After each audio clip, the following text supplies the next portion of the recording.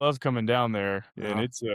it's a good city, and, but no, Caesar, man, I've been looking forward to this conversation since you and I first connected on LinkedIn a couple weeks ago, and I was sitting here thinking, actually, I was wondering how I came across your profile, but I think Uh, it's funny because 'cause I'm actually reading the book, Unreasonable Hospitality right now, and I don't know what technology does or whatnot, but it pulled your profile up, mm, and because you're one of the top names in hospitality, and one of the most. I guess I saw your award for the top 50 most inspirational people in that wow, industry, which is yeah. very awesome. And then I saw your book, and I was like, oh yeah, I got to message Caesar and see if I can get him on the podcast. No, Chris, thank you. Likewise, super thrilled to be connecting with you and really appreciate the opportunity. And it's funny, I'm honored. I have this book here too, so Will Guidara's book. Yeah, It's right here next to me. And man, if that linked me somehow, I'm honored because yeah. that's a pretty cool book. And I saw him speak as well. Amazing message, and it can be applicable right in any industry, in anything in life. So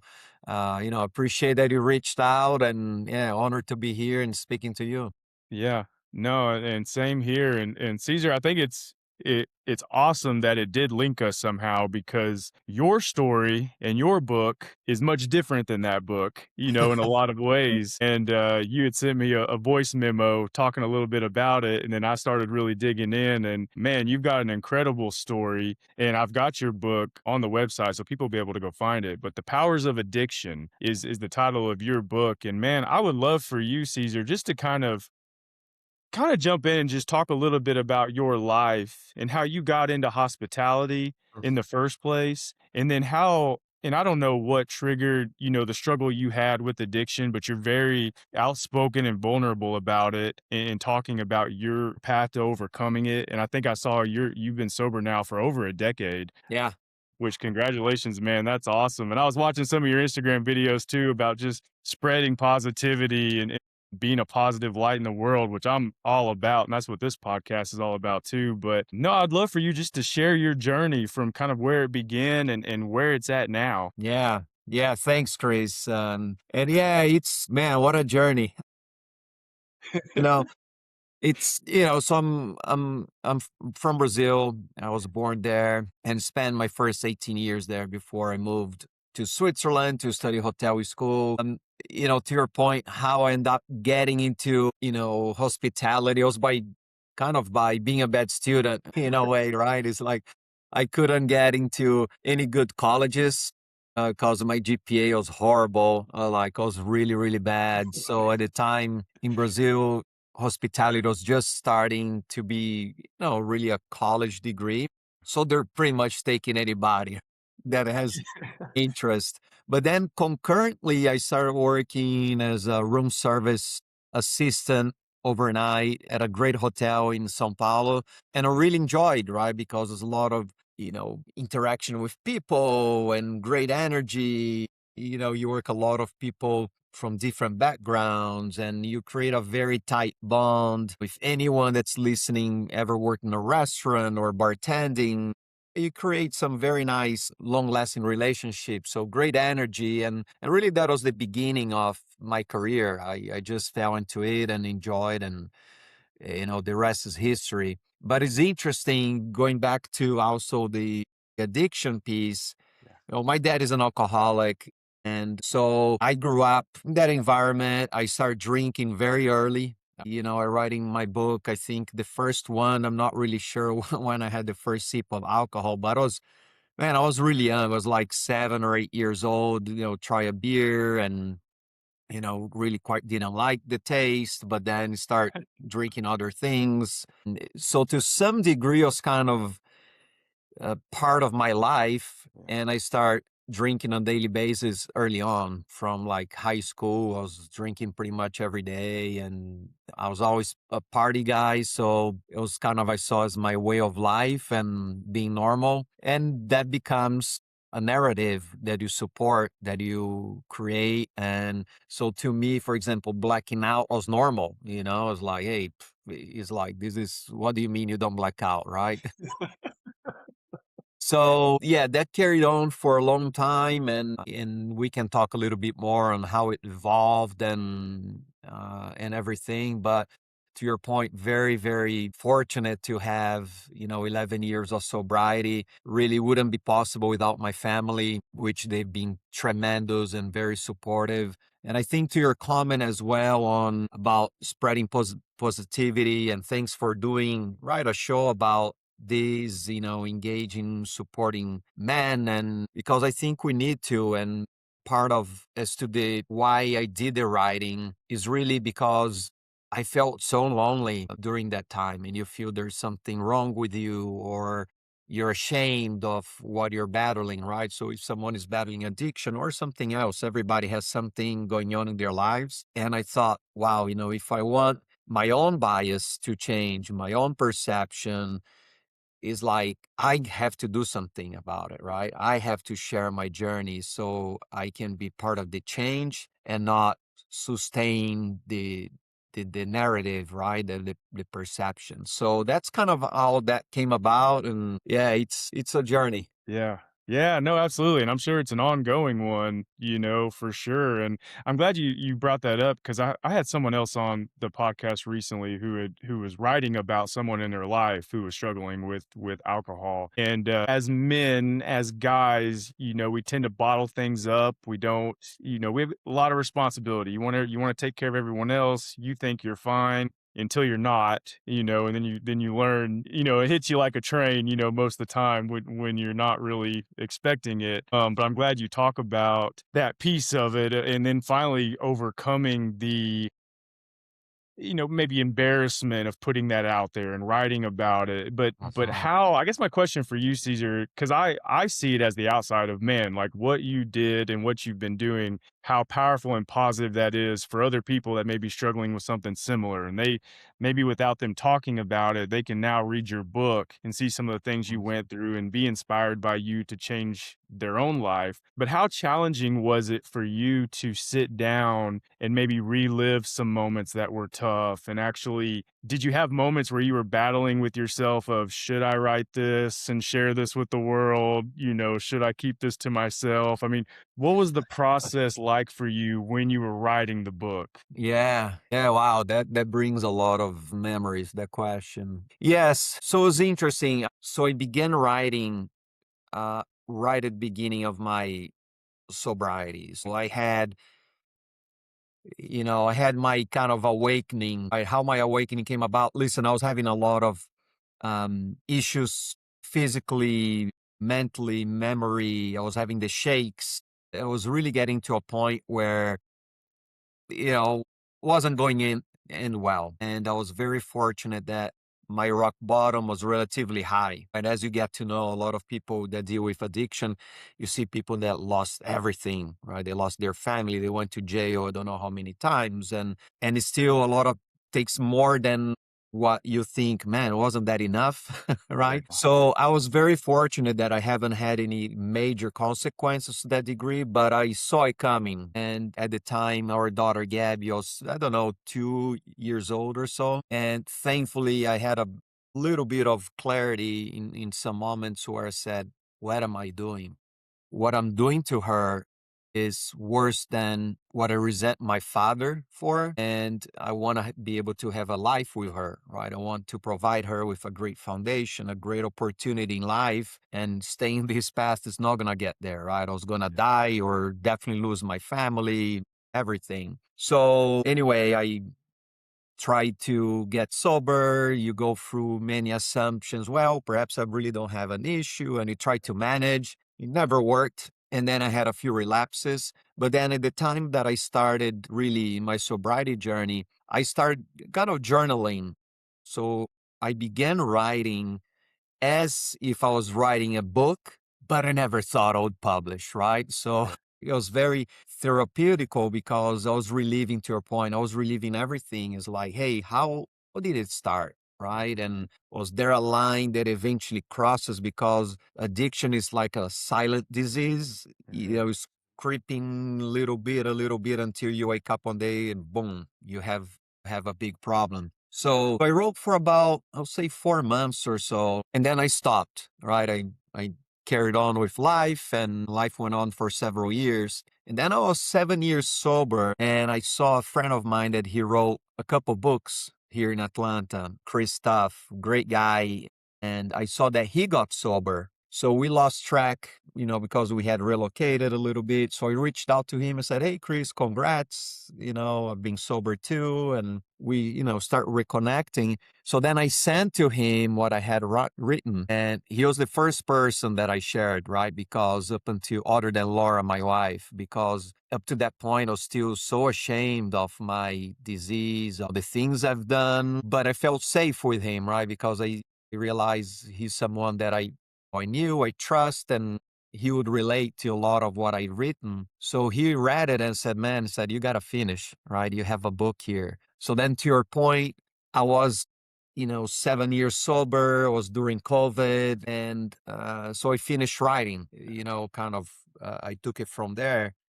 And then I, I don't know, I think it was part of, I had, did I have fear about sharing this? Yes, because a lot of this is very personal, and Yeah. and it's not something that you're proud of. Yeah. But I think as I went through my sobriety journey, the fear, I don't know, I guess the fear of being judged, or it became, smaller than my purpose, Yeah. right? And then I said, how I decided to publish, said, listen, if there is anything negative that comes from this, so be it, Yeah. right? Because I'm doing this for a good cause. I'm not gonna get rich from the book. It costs money to write a book. But I just really, my wife, she said something years ago that really stuck with me, because I found that one person, right, that helped me kind of find my path to sobriety. And she said, "Cesar, you need to be that person for others." Mm. And I said, "Yes, what a shame if I don't share my journey, if it can help someone, out of fear, out of, right, me thinking what people can judge." And listen, I haven't had any negative share directly with me. I'm sure there's people think, "Oh, this guy's crazy, I'll never did what he did." But a lot of the positivity that I hear from people that says, "Hey, I read your book, it gave me hope." Everything from people that has zero interaction with addiction, that understands a little bit now. I had a friend that says, "Hey, I realized that I'm addicted to sugar," to people out of the blue and says, "You helped me navigate a tough time." Right. So yeah, yeah. Yeah. I love the path though, and I like what you said there, and your purpose outpaced your fear at one point. I love that.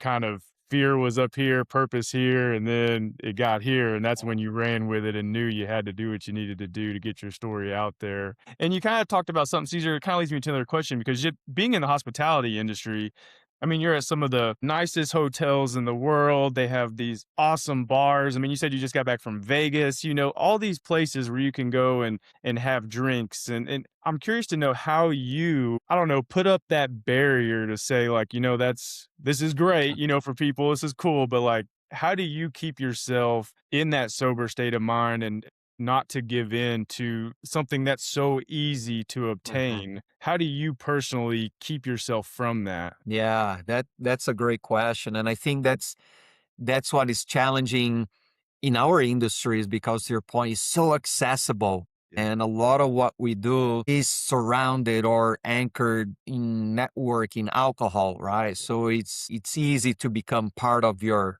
day to day. So, Chris, the beginning was really hard, really, really hard, because, as I said, I was always partying. I was in every networking event. I always drank a lot. So people in the industry that you're constantly seeing and engaging with, they expect you to act that way. Suddenly, I stopped, and I didn't feel comfortable at that time sharing about my struggles. Yeah. So it was really hard to kind of create that delineation and hold firm on, hey, I'm not gonna make an exception, right, out of pressure or out of habit, whatever the case may be. So one thing in the beginning that was really, really helpful is that I created a simple way to help me through these times because, I created, okay, you have a choice, right? Okay, you can go and have the drink that you want, or you can choose your family,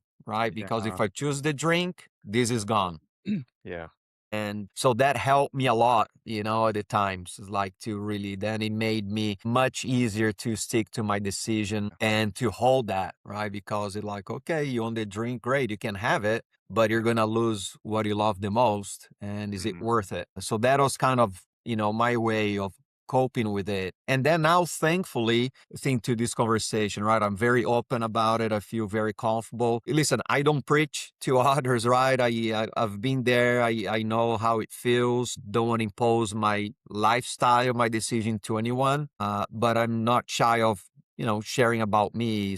People now, a lot of people know that I've written, or to your point, I share about whatever sobrieties. And I think nowadays also is much more, I don't know if it's accepted or talked about. So Yeah. it becomes easier, right? A lot of people are choosing not to drink Yeah. just for, health purpose, and just Yeah. people feel better, or they're cutting. So it's much less of an issue, at least in my eyes, sharing that. But yeah, thankfully right now I don't have any cravings, but right, you always got to be alert because I know a lot of people that had been sober for 20, 30 years and lose like that, right? So I never count it for granted. And so that's where I think that, being open about it, finding habits that are positive, that makes you feel balanced mentally, physically, helps to be in that space where you're not as tempted, right, to go back. Yeah. Yeah, I'd say this is a great time, especially for momentum with your story and message, because there is a lot of people that are choosing not to drink now. And there's a lot of the non-alcoholic beverages that you can get at bars Yeah. and restaurants now. And people are, yeah, they're talking about wanting to feel better and be their best and be healthier. So that's a very positive thing. And it is kind of funny you mentioned, finishing your book during COVID. I've talked to a lot of authors. It seemed like COVID was a good thing to get your book finished. There was a lot of time and a lot of books finished during that time, it sounds like.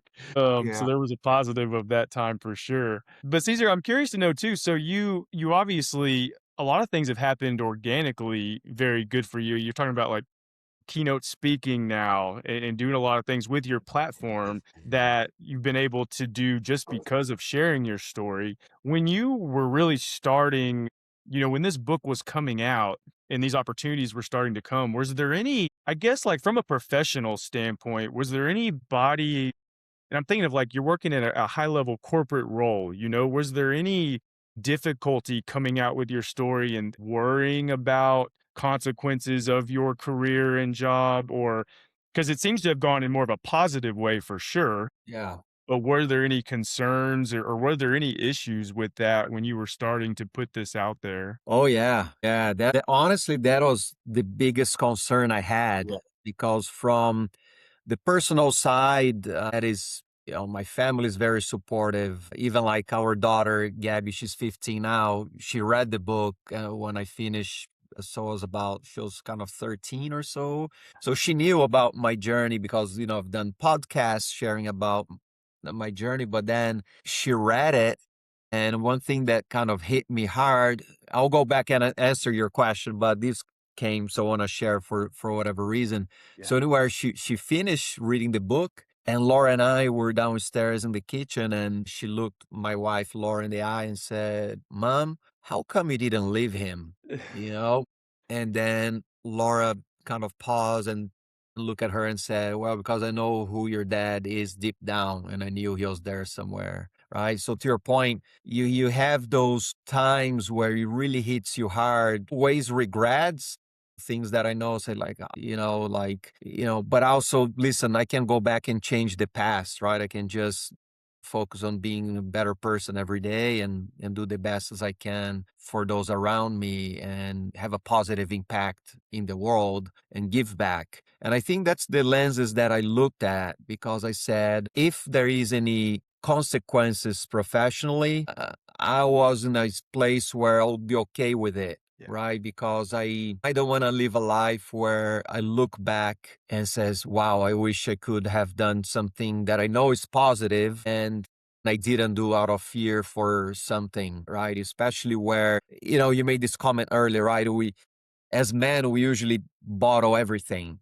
Mhm. And I think a lot of that comes from the fear of being judged or not being strong enough or whatever, historically, I don't know about you, but my dad also grew up was like, hey, you just, shut up and do your job and keep pushing and right. So you create that habit of not sharing, and I really felt that is something that is for the better. And yeah, and also point where if something happens, I'll be okay with whatever consequences come my way. Yeah, yeah. uh, Well, it's very cool though that it never came to that, and it's led to some really incredible things, that you've been able to do and are still doing. You have so much more of an impact that's ahead of you than even behind you. So that's a uh, very cool thing to know and see. And I'm certainly going to be following your story now and seeing what all you do and the impact you have. It's going to be amazing, no doubt. But Caesar, just a couple more questions for you. If when people read your book, if nothing else, what is one takeaway that you hope someone takes from reading your book? yeah. Well, one thing is, again, that there is always hope. There is always a way out, right? And I wrote this book, and I hope it came across where, again, is not preaching. I'm trying just to tell my journey, right? And my experience with addiction. So, and I think that really I would like, my hope is that it can relate to anybody because, again, we all have things in our lives, right? You can lose a loved one, you can lose your job, you can anything that is dark in your life. And I think that's really that it shows because a lot of times, and especially with men, and, there's so many men that take their lives, right? Because they get into a place where they don't see the way out. And wasn't clear. I didn't see my way out there, right? Because it just kind of keep going deeper and deeper into that dark space. But I just, really hope that people can see is that no matter how hard the situation is, there is always light, right? There's always a path. And it's not easy, but there is always a way. Yeah, love that. Well, Caesar, one last question for you, and I always ask this to everyone who comes on as a Books for Guys guest, just for books purposes. And it sounds like you've got Will's book next to you, so I know you've got some books you've read. But I'm always curious to know what is a book or two that has had an impact on you, either personally or professionally, and then what's a book that you like to recommend to others when asked? Ah, wow, that is good. Well, I have a few here. Let's see. I'll give you two here that I Okay. really like. Two simple ones, right? One is Tuesdays with Morris. I read many times, and this one is The Four Agreements. Agreement. Um, they're simple, easy reads, but I love this type of things where, I think really it speaks to people in and help us to become better human beings. I think speaks to more of perspective in life, right? Because to your point, we all gotta work, we all gotta make money, but also there is so much to life, right? So much that we can be better at, that we can help others with, and so this type of books really speak with me about life Yeah. messaging. So Yeah. I've got yeah, the 4 Agreements too. I've read that a couple times. That's a good you're right, it's an easy read, but you can uh, take something different from it every time to apply to yeah, your life, which I love books like that too. Easy things I can apply and obtain. So I love those recommendations. But no, Caesar, man, this has been incredible. Thank you again for sharing your story and putting your work out there. And you're doing some incredible and amazing things. And it's so cool to see, and like I said, now that we've connected, I'm going to be following and cheering for you and seeing all the other amazing and positive impacts you're going to have out there. And so, man, keep going, keep it up. And thank you for being a part of the Books for Guys mission now, too. It means a lot to us as we've got your book on the website now. And look forward to a lot of people reading it and sharing their thoughts on it. And so, man, just keep doing the good work and inspiring and motivating others. So guys like me are following you and loving everything you're doing. Appreciate it. Thank you, Chris. That means a lot. And thanks for, the amazing work you do. Likewise, I'll follow you. I can't wait to meet you here when you come down to Atlanta or go to Nashville. That's right. And truly appreciate the opportunity to have this chat and, happy to connect with anybody anytime as well. So thank you again, man. Absolutely. Thanks, Caesar. All right.